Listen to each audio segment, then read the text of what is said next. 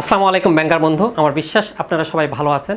আপনাদের দোয়া এবং আল্লাহর অশেষ রহমতে আমিও বেশ ভালো আছি। আমি লিমন সরকার, প্রভাষক 36তম বিসিএস, হিসাব বিজ্ঞান বিভাগ, নওগাঁ সরকারি কলেজ, নওগাঁ। আজকের ক্লাসে জানাচ্ছি স্বাগতম ব্যাংকার বন্ধু।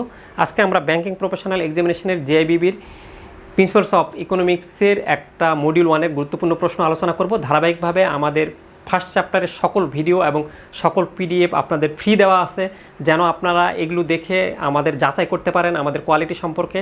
অ্যাটলিস্ট এটা আমি চ্যালেঞ্জ নিচ্ছি যে আমাদের মেন্টরশিপে আমরা যেহেতু হাজার হাজার স্টুডেন্টকে পড়িয়েছি আমার ক্লাসে, কলেজে, ব্যাংকিং ডিপ্লোমার স্টুডেন্টদেরকে, তো সেক্ষেত্রে এই চ্যালেঞ্জটা নিচ্ছি যে আমরা আপনাদেরকে বুঝিয়ে ছাড়বই। এই ভিডিওগুলো সব দেখেন, দেখার পরে যদি মনে হয় যে হ্যাঁ বুঝতে পারছেন, দেন এবং আপনার বাংলা ভার্সন এবং ইংলিশ ভার্সন নোট আমরা খুবই সুন্দর করে সাজিয়েছি। বাংলা ভার্সনে বিগত বছরের সব প্রশ্ন, আইবিবি টেক্সট বুকের সব প্রশ্ন সব কিছু কভার করেছি, এবং বাংলা ভার্সনের প্রশ্নগুলো যদি দেখেন, এবং আমরা একদমই সহজ সরল সাবলীল ভাষায়, নট গুগল ট্রান্সলেট, অন্যদের সঙ্গে কিন্তু দেখলে আপনি পার্থক্যটা ধরতে পারবেন। তো যদি মনে হয় মেন্টরশিপ ছাড়া ইকোনমিক্সে পাশ করা অনেক টাফ, সেক্ষেত্রে আমাদের হোয়াটসঅ্যাপ নাম্বার 01753551555 নাম্বারে মেসেজ করবেন। তবে আগে কোয়ালিটি যাচাই করেন, আগে সবগুলো ভিডিও দেখে নেন। তো চলেন ব্যাংকার বন্ধু, আজকে আমরা মূলত আপনাদের আইবিবি টেক্সট বুক 18 নম্বর প্রশ্ন যেটা দেওয়া রয়েছে সেটা নিয়ে আলোচনা করব। এখানে প্রশ্নে আছে যে ইউ উইন বিডিটি 100 টাকা ইন এ বাস্কেটবল পুল। বাস্কেটবল পুলে আপনি 100 টাকা পেয়েছেন। You have a choice between spending the money নাও।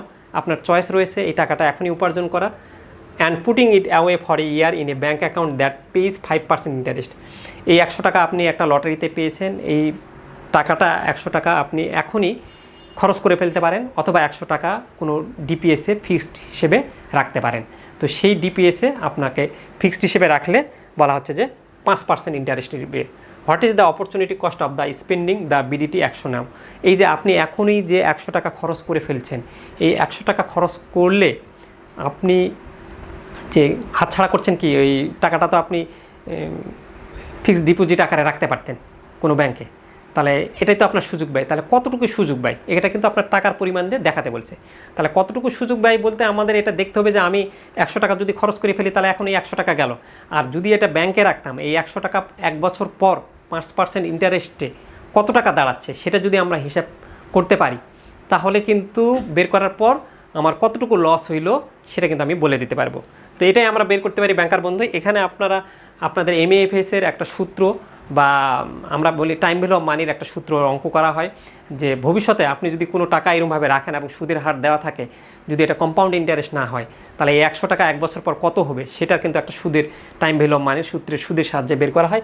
সেটার সূত্রটা হচ্ছে হলো FB = PV1 + I/2 পিভি মানে আপনি এই যে এখনই যে 100 টাকা পাইছেন বর্তমানে, সেটা N = এটা যেহেতু 1 বছর মেয়াদি আপনি রাখছেন, এই জন্য N = 1, আর R = আমাদের rate of interest. Rate of interest ছিল আমাদের আর 5%, 5কে 100 দিয়ে ভাগ দিলে আমরা 0.05 পাই।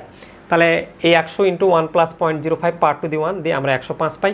তাহলে আপনি দেখেন আমাদের এখনই যদি আমি খরচ করে ফেলি 100 টাকা, আর 1 বছর পর পেতাম কত, 105 টাকা, তাহলে আমার হাত ছাড়া হলো আলটিমেটলি কত, 5 টাকা। এটাই হলো আমাদের সুযোগ ব্যয়। তো আজকের ক্লাসে এতটুকুই ব্যাংকার বন্ধু। আপনারা সকলে ভালো থাকবেন, হ্যাপি থাকবেন, অ্যাক্টিভ থাকবেন। আপনাদের সকলের জীবন মঙ্গল কামনা করে আজকের ভিডিও এখানেই শেষ করছি। খোদা হাফেজ, আসসালামু আলাইকুম।